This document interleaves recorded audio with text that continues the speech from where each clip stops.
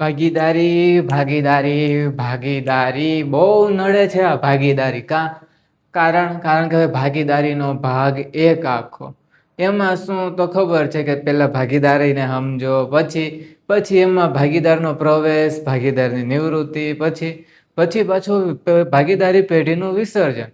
આવો આખો ભાગીદારી પેઢી એટલે કે પાર્ટનરશિપ ફોર્મ જેને આપણે કહીએ છીએ, એનાથી ઘેરાયેલો નામાના મૂળ તત્વનો એટલે કે અકાઉન્ટનો પેલો. અને એના માટે હમણાં આવી રહી છે આપણે પ્રથમ પરીક્ષા એટલે કે ફર્સ્ટ સેમની પરીક્ષા. તો એની તૈયારી તમે કેવી કરો છો ને એ મને અત્યારે કોમેન્ટમાં બતાવી દો. અને આપણે હવે કેવી તૈયારી કરવાની છે ને એ હું તમને આ વિડીયોમાં બતાવી દઈશ. રાઈટ? તો આજે આપણે શીખીશું સરસ મજાનું ભાગીદારીમાં આપણે વિષય પ્રવેશ ચેપ્ટર નંબર 1.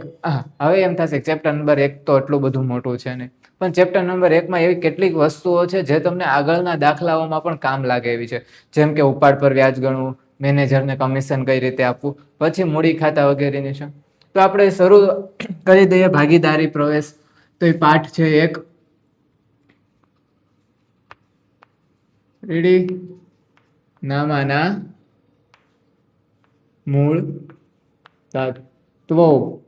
એટલે કે આપણો સરસ મજાનો વિષય જે છે એ શું? અકાઉન્ટ. રેડી? ઓકે, રેડી, મસ્ત બતાવી છે.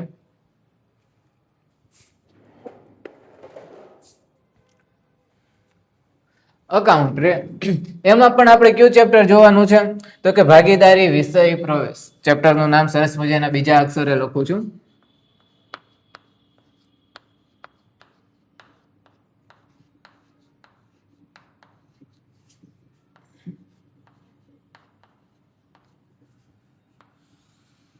રેડી? અને આ જોઈએ મિત્રો સ્ટુડન્ટ્સ, આ વિડીયો આપણે રિવિઝનનો છે તો થોડુંક તમને એમ લાગે કે ફાસ્ટ ટ્રેક ચાલે છે, ફાસ્ટમાં ચાલે છે. તો હું એવું માનીને તમને ભણાવું છું કે તમે ભાગીદારી વિષય પ્રવેશ એકવાર તમે સરખી રીતે સ્કૂલમાં અથવા તો ટ્યુશનમાં અથવા તો તમે પોતાની રીતે સારી રીતે ભણ્યો હશે. રેડી? તો આપણે ફાસ્ટ ટ્રેકમાં જોઈ લઈએ કે ભાગીદારી અત્યારે છે શું. તો કે ભાગીદારી એટલે કે શું? તો એવા બે વ્યક્તિઓ વચ્ચેનો સંબંધ જે શું કરવા?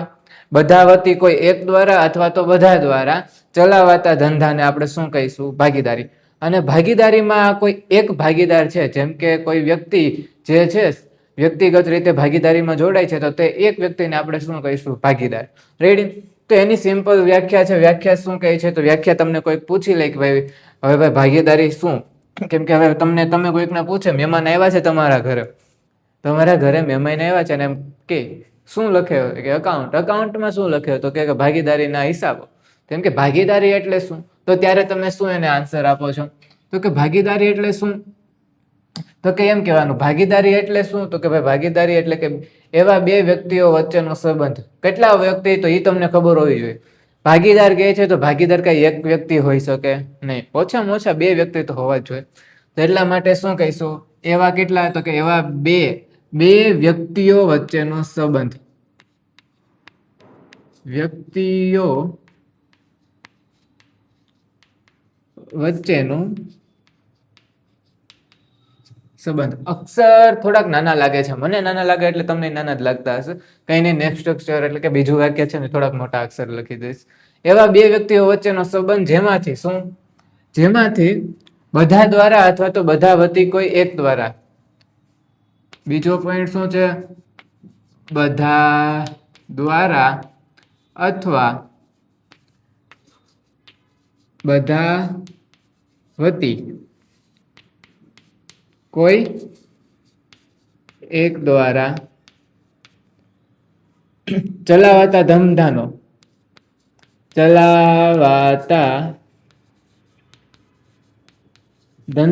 શું વહેંચવા? તો કે ભાઈ નફો. શું? નફો વહેંચવા સંમત થયા. આવી નાની એવી વ્યાખ્યા છે, નાની એવી વ્યાખ્યા સરસ મજાની છે. હવે એમાં શું? હવે ભાઈ ભાગીદાર આવશે. આપણે 11માં શીખ્યા હતા કે ભાઈ એકલ વ્યક્તિ હતા તેના કંપનીના વાર્ષિક હિસાબ સાવ ઈઝી હતા. વેપાર ખાતું, નફા નુકસાન ખાતું, પછી તો કે ભાઈ આપણે પાકું સરવૈયું, એવું બધું નાનું નાનું બનાવતા હતા. હવે આમાં ભાગીદાર આવે છે. તો ભાગીદાર આવે તો શું થાય? નફાની વેચણી થશે, મૂડીની વેચણી થશે, પછી તો ભાઈ નફા નુકસાનનું પ્રમાણ આવશે, નુકસાન ખર્ચ બધી વસ્તુની વેચણી થોડી થોડીક તો થશે જ. આપણે હોતે કરીએ છીએ કેવી રીતે, તો કેમ કે મને મારી બેનને 5 રૂપિયા આપ્યા તો મને કેમ 2 રૂપિયા આપ્યા. તો એ બધી કમ્પેરિઝન જેવી આપણે ભાઈ બહેનમાં કરતા હોય એવી જ હવે ભાગીદારમાં પણ હોય કે જે કંઈ પણ નફો આવે છે તો એ નફાનો કઈ રીતે ભાગ પડશે, એ બધી વસ્તુ આ ભાગીદારી પેઢીમાં આવે છે. તો બસ એનું જ છે પેલું ચેપ્ટર. તો થિયરીમાં શું શું તમારે યાદ રાખવાનું છે, તો એ થિયરીમાં જે કંઈ પણ યાદ રાખવાનું છે, જો તમારી પાસે અત્યારે પાઠ્યપુસ્તક અવેલેબલ છે તો પાઠ્યપુસ્તક લખી લો, અથવા તો તમે કોઈ બુક લઈ લો, એટલે કે રફ નોટ નહીં પરંતુ અકાઉન્ટની બુક્સ છે અથવા તો કોઈ પણ એવી કોપીઝ છે જેમાં તમે સરખી રીતે લખી શકો એમ છો, તે બુક્સ લઈ લો. મારી પાસે પાઠ્યપુસ્તક છે, જે તમે પાઠ્યપુસ્તક યુઝ કરો છો એ જ પાઠ્યપુસ્તક અહીંયા છે. કે એમાં આપણે શું કરશું એ તમને કહી દઉં. જો આ જ પાઠ્યપુસ્તક તમારે અત્યારે ચાલે છે તો એમાં આપણે પહેલું ચેપ્ટર જોઈએ શું, ભાગીદારી વિષય પ્રવેશ. તો એમાં તમારે શું રિવિઝનમાં ટીક કરવાનું છે, તો રિવિઝન માટે હું તમને એમ કહીશ કે પહેલા પેજ નંબર ઉપર કહે છે શું, પેજ નંબર 1 કાઢો, સરસ મજાનું.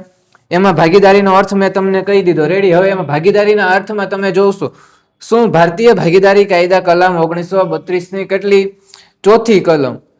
ભારતીય ભાગીદારી, આમાં 2 કાયદા આવે છે એ પણ યાદ રાખજો, એક કંપની ધારો પણ આવે છે અને ભારતીય ભાગીદારી.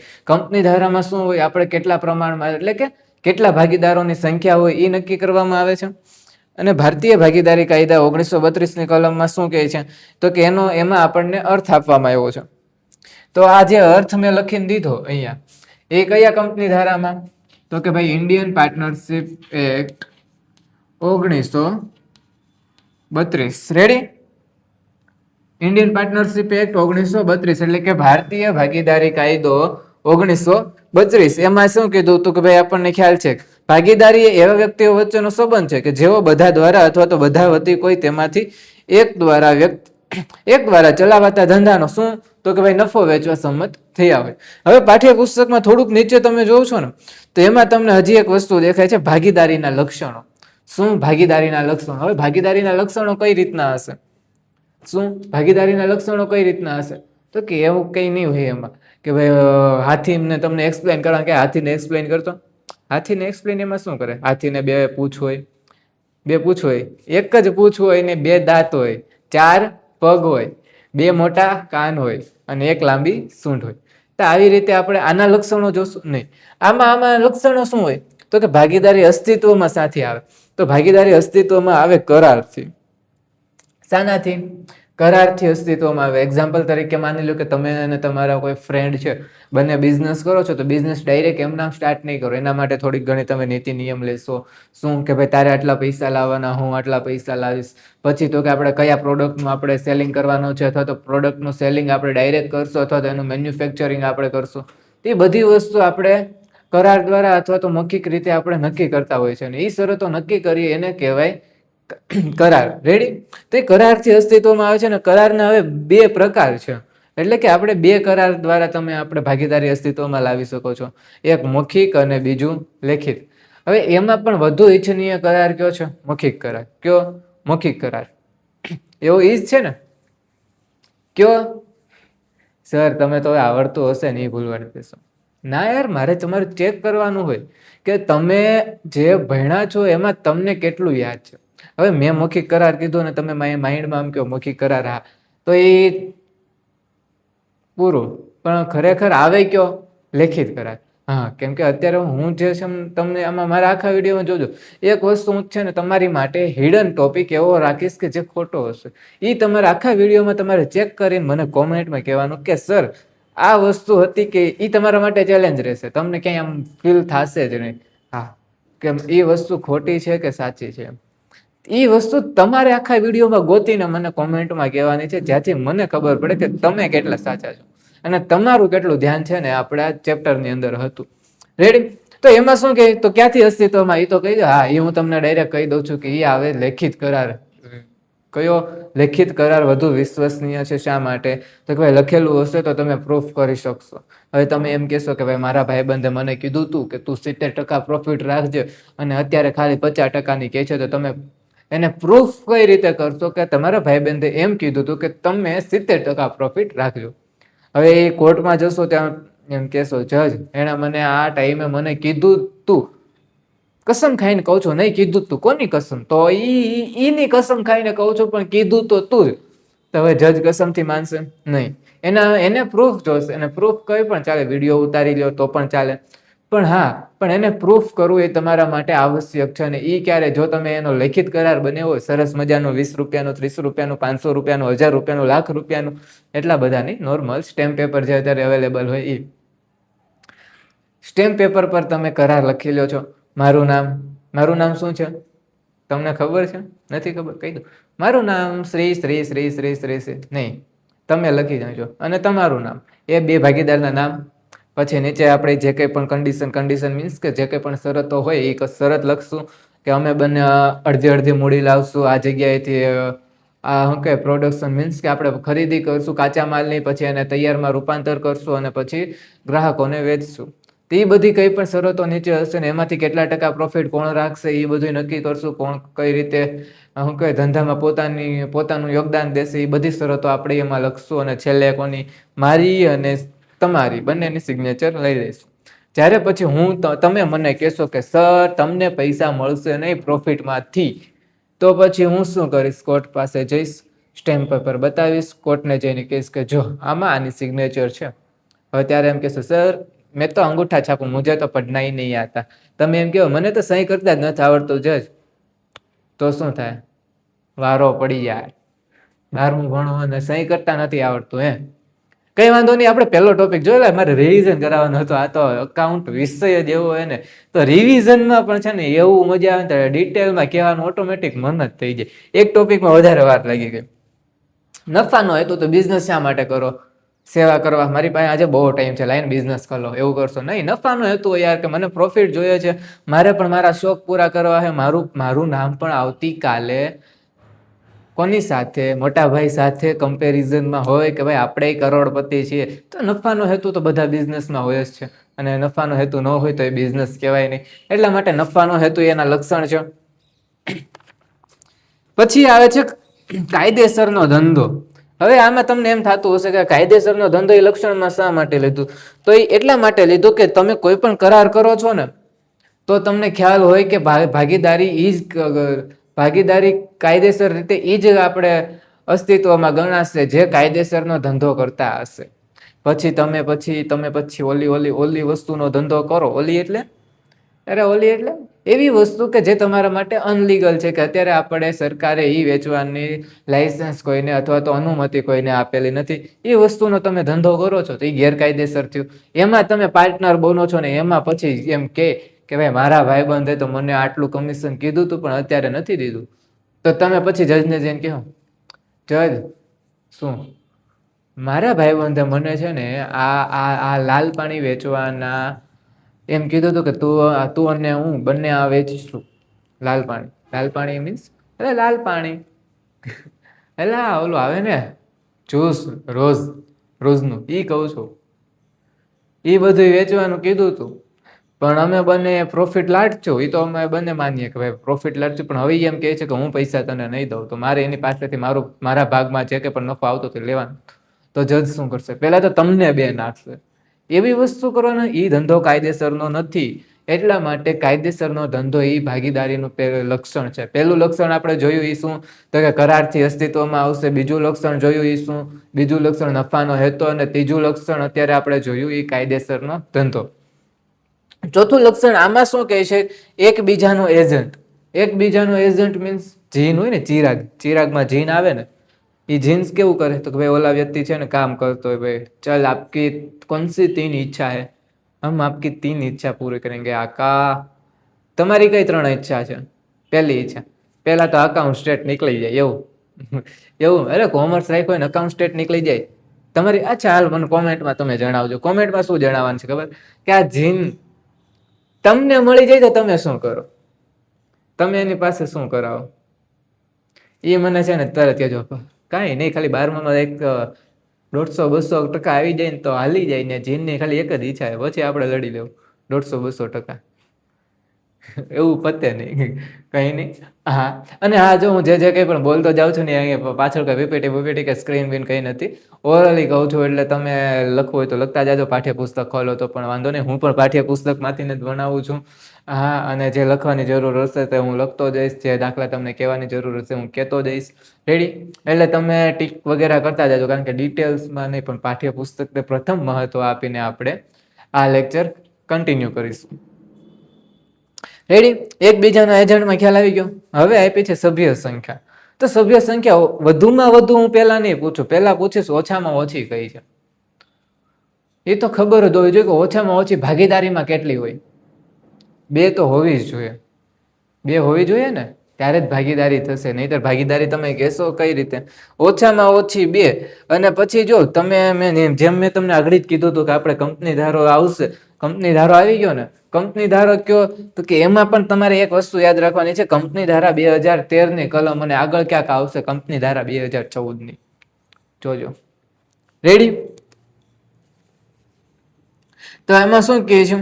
કંપની ધારા 2013 ની કલમ પ્રમાણે, કઈ કલમ પાછી? એમાં 464મી કલમ પ્રમાણે ભાગીદારી પેઢીમાં કેટલી 100 થી વધુ સંખ્યા નહીં તેવી સરકાર નક્કી કરે તે મુજબની રહેશે. હવે આમાં એમ થાય, સર આ શું વાંચ્યું? આ વાક્ય રચના મને સમજાતી જ નથી. તો એમ કહે છે કે કોઈ સ્પેશિયલ કન્ડિશન છે, કોઈ સ્પેશિયલ એવું કોઈ ધંધો તમે બિઝનેસ કરો છો, એમાં તમે સરકારની અનુમતિથી તમે 100 થી વધુ રાખી શકતા હતા, સરકારની અનુમતિથી. પણ અત્યારે એમ કહે છે કે ભાઈ 100 તો બેઝિક 100 થી વધુ તમે ન રાખી શકો, તો 100 થી વધુ નહીં તેવી રીતે સરકાર નક્કી કરે તે મુજબની રહેશે. એટલે કે ત્યારે હજી કંઈ એમ ફિક્સ નહોતું કે સરકારે નક્કી કરી હોય કે નહીં. પણ પછી ક્યારે? તો કે જ્યારે મિસલેનિયસ, એટલે કે જેવી રીતે આપણી એપ્લિકેશનમાં અપડેટ આવે એવી રીતે એ કંપની ધારામાં પણ અપડેટ આવ્યું ને, ત્યારે શું કહે છે કે ઈ કંપની ધારા નિયમ 10 પ્રમાણે સરકારે ભાગીદારોની મહત્તમ સંખ્યા તમને આપી દીધી. કેટલી આપી? જલ્દી વિચારો, બોલો, મનમાં બોલો, જોરથી બોલો, કઈ પણ રીતે બોલો. કેટલી આપી? 50 આપી. કેટલી આપી? 50 આપી. અંડરલાઈન કરતા જાજો. હા, કર્યું હોય તો વાંધો નહીં, હાઇલાઇટર યુઝ કરતા હોય તો વેરી સ્વીટ, અને સ્ટીકી નોટ યુઝ કરતા હોય તો લિસ્ટ બનાવી નાખવાની. એક પેજે એક લિસ્ટમાં શું લખશો? Sticky not. સ્ટીકી નોટને કઈ રીતે યુઝ કરજો ખબર? પહેલો પાઠ છે, પહેલા પાઠની પેપર પેટર્ન પ્રમાણે એમાં જે કંઈ પણ પ્રશ્ન નંબર, કેટલા માર્કનો પૂછાય અને કયા કયા દાખલા પૂછાઈ ગયા છે, તો એ પ્રશ્ન જે આઈએમપી પ્રશ્ન નંબર હોય પહેલા પાઠ, એટલે પહેલો પાઠ મીન્સ કે પાઠના પહેલા પેજે લગાવી નાખવાનો. સ્ટીકી નોટ એટલે ખબર હશે ને, લાલ, ગુલાબી જેવી કંઈ પણ આવે. લાલ તો મેં નથી જોઈ, લાલ પછી એક લીલા કલરની પીળીને એવી આવે છે. તો એ વસ્તુ પછી આપે અમર્યાદિત જવાબદારી.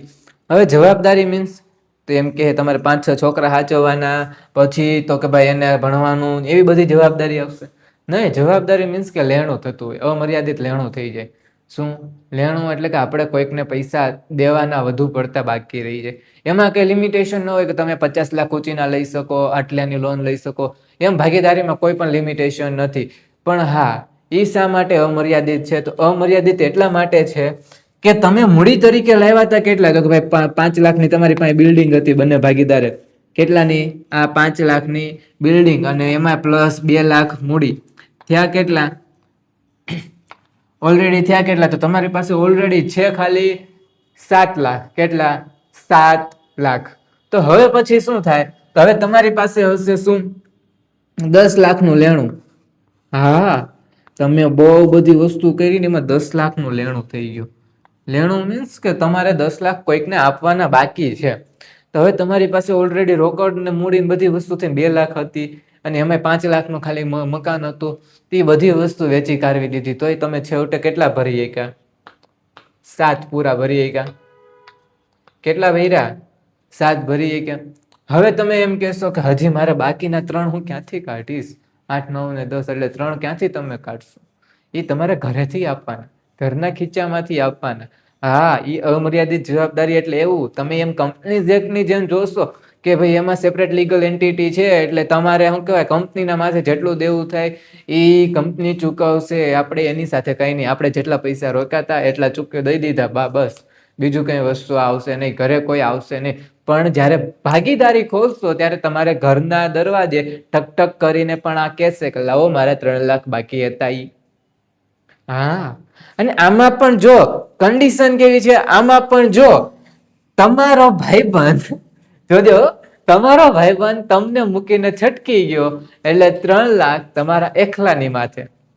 પછી 3 લાખ તમારા એકલાની માથે. હા, કેમ કે સામે વાળો તો એમ કહેશે તારો ભાઈબંધ તારે જોવાનું આવશે તો તું એની પાસેથી લઈ લે, મારે તો મારા 3 લાખ જોઈ.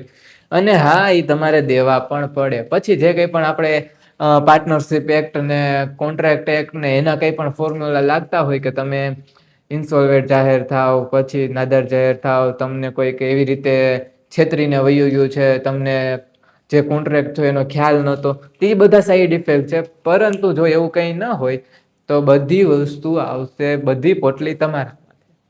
હા, ભાગીદાર જો તમારો પાર્ટનર હતો જે એ છટકી જાય છે એટલે લેણું કોને ભરવાનું તમારે? હા, એ મળી જાય પછી એના પાસેથી વસૂલ કરો એ બીજી વાત છે, પણ જો કંઈ પણ હોય તો એમાં અમર્યાદિત જવાબદારી છે. પછી એમ કે પેઢીની માલિકી અને સંચાલન. હવે પેઢીની માલિકી અને સંચાલન એનો શું? તો પેઢીના માલિક કેટલા? 2, કેમ કે 2 ભાગીદાર હશો, 3 હશો તો 3, 4 હશો તો 4, એ પેઢીના માલિકો જ છીએ. અને સંચાલન તો સંચાલન જો કદાચ અમારે બેયને સાથે મળીને કરવું છે તો અમે 2 સાથે મળીને કરશું.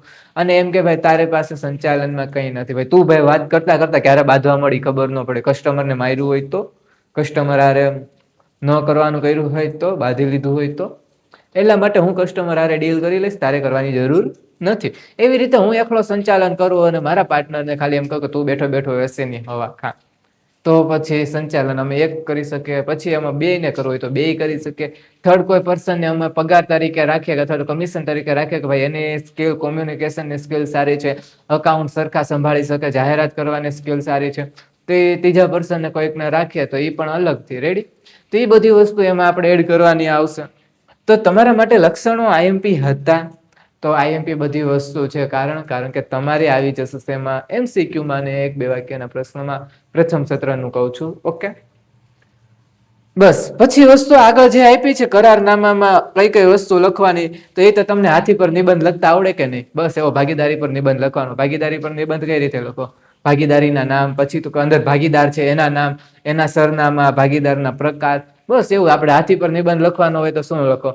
એને 4 પગ, 3 હાથ, 2 કાન, 2 આંખું, 9 દાંત, પછી 2 પૂંછડી, 3 સૂંઢ, એવું લખશો ને? અરે ભાઈ, જેવું હાથી છે એવું તમે એને એક્સપ્લેન કરશો. તો બસ તમે ઇમેજિનેશન કરો કે ભાગીદારીમાં આવે શું? તો ભાગીદારીમાં શું આવે? નફા નુકસાનનું પ્રમાણ આવે. પછી તો કે ભાગીદાર કેટલા છે એ ભાગીદારની વિગત, ભાગીદારી પેઢીની વિગત, પછી તો કે આપણે ધંધાનો પ્રકાર, એવી બધી વસ્તુ નાની નાની ટીંકુડી એવી આવે. પછી એક વધારાની એક વસ્તુ આવે કે ભાઈ મૂડી પર વ્યાજ અને ઉપાડ પર વ્યાજ, એ બધી વસ્તુ. પણ ક્યાં? લેખિત કરાર પત્રમાં. કયા પત્રમાં? લેખિત કરાર પત્રમાં. એનું નામ યાદ રાખી લેજો. એનું નામ શું છે? બીજું ખતપત્ર. શું છે બીજું એનું નામ? ખતપત્ર. તો એ ખતપત્રમાં આપણે લખવાનું આવશે અને લેખિત કરાર પત્રમાં લખવાનું આવશે. બસ આગળ જોઈએ તો કે મૂડી ખાતાની અને ઉપાડ ખાતાની એ બધી કંઈ પણ આપી છે. હવે ગેરહાજરીને રીતે, હા, 5મો પોઈન્ટ જો, પેજ નંબર તમારો 3, હા, પેજ નંબર 3 ઉપર 5મો પોઈન્ટ શું કહે છે કે ભાઈ તમારી પાસે લેખિત કરાર પત્ર ન હોય તો તમને ક્યાં ઇફેક્ટ થઈ શકે. હા, કેટલાકને એવું હોય કે જો ભાઈ ભાગીદારી એમના પણ ચાલે તો આ બધે કાગળિયાની ઝંઝટમાં કોણ પોગે? પણ એ કાગળિયાની ઝંઝટમાં ન જાઓ ને તો એ તમારી માટે જ નુકસાનકારક છે. બેનિફિટ તમને સરકારે એવી જ રીતે, ભલે ઓપ્શન તમને 2 આપ્યા, પણ કાન આવી રીતે પકડો હોય ને કે તમારે એ બનાવવું તો પડે જ લેખિત કરાર પત્ર. એને સાઈડ ઇફેક્ટ તમને કહી દો કે સાઈડ ઇફેક્ટ કંઈક એવી રીતના રહેશે કે ભાઈ તમે માની લો, જેમ મેં તમને અગાઉ કીધું હતું કે એ વ્યક્તિ તમને પ્રોફિટ ન આપે તો તમે કોર્ટમાં કેસ કરી શકો નહીં. કારણ કે જો તમે લેખિત કરાર પત્ર નથી બનાવ્યું, મૌખિક કરાર છે અને તમને આગળ જઈને કંઈ પણ મિસઅન્ડરસ્ટેન્ડિંગ થાય છે અને તમે એને લગતા કેસ તમે કોર્ટમાં દાખલ કરો છો, ત્યારે કોર્ટ આપણા જે ઇન્ડિયન પાર્ટનરશિપ એક્ટ એટલે કે ભારતીય ભાગીદારી કાયદામાં જે કંઈ પણ નીતિ નિયમો છે એ નીતિ નિયમોને ધ્યાનમાં લઈને તમને ન્યાય આપશે. એમાં કઈ રીતનું હશે તો કે એમાં એવું લખવામાં આવ્યું છે કે જો તમે લેખિત કરાર પત્ર નથી બનાવ્યું તો તમને ઉપાડ પર વ્યાજ મળશે નહીં, મૂડી પર વ્યાજ મળશે નહીં. જો ઉપાડ પર વ્યાજ મળશે નહીં, મૂડી પર વ્યાજ મળશે નહીં, પણ લોન પર વ્યાજ મળશે. કેટલા ટકા? તો કે એ ફિક્સ છે 6%. લોન ઉપર 6% ફિક્સ વ્યાજ મળશે. ભાગીદારને, મારા શબ્દ ઉપર ધ્યાન આપજો, ભાગીદારને પગાર બોનસ કમિશન મળશે નહીં. કોને? ભાગીદારને. હા, તમારે કર્મચારી જે કંઈ પણ કામ કરે છે એને તો મળશે જ, પણ ભાગીદારને જે એક્સ્ટ્રા કઈ પગાર કમિશન બોનસ તમે આપતા હતા એ મળશે નહીં. રેડી? એટલે તમને ખાલી એક જ વસ્તુ મળી શકે, જો તમે પેઢીને લોન આપી હશે તો એ લોનના 6% મળશે, બાકી બધું ભૂલી જવાનું. એટલા માટે કહું, લખીને રાખવાનું, નહીતર બધું વયું જાય હાથમાંથી. એટલે જ્યારે પણ પાર્ટનરશિપ તમે ફોર્મ શરૂ કરો છો ત્યારે લેખિત કરાર પત્ર જરૂરથી બનાવી લેવો. રેડી? હા. હવે એમ કહેજો તમે શું પાર્ટનરશિપ ફોર્મ કરશો? કાંઈ નહીં, હું ને મારો દોસ્તાર 5 રૂપિયાની પેન્સિલના 2 ટુકડા કરીને વેચી આવશું. જેને પેલા વેચાશે એને સમોસા ખાશું. એવું. અચ્છા સર, ચાલો. હવે તમને એ થતું હશે કે આ બધી વસ્તુ તો અમે પહેલેથી શીખી ગયા. રેડી? તો હવે તમને હું એક વસ્તુ હજી કહી દઉં. હું બોર્ડ ક્લીન કરી નાખું છું. હા, આટલું તમારે લખાઈ ગયું કંઈ નહીં, પણ હાઇલાઇટ કરી લો જેટલું મેં તમને અત્યારે હું બોલીને મેં તમને સમજાવ્યું હોય તો હું બોર્ડ ક્લીન કરી નાખું. રાઈટ?